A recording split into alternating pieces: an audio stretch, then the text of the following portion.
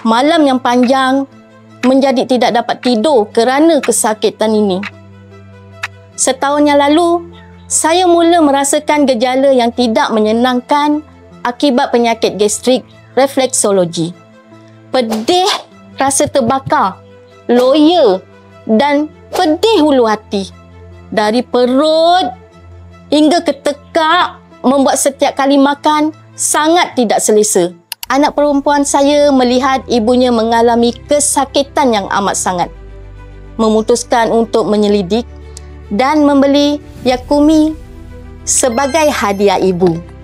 Bahawa produk ini sepenuhnya daripada herba semula jadi dan dihasilkan menggunakan nanoteknologi Jepun.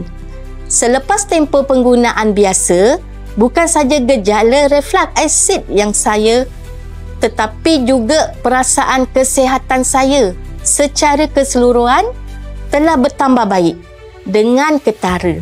Jika anda mengalami masalah perut yang sama seperti saya sangat mengesyorkan anda mencuba Yakumi ini.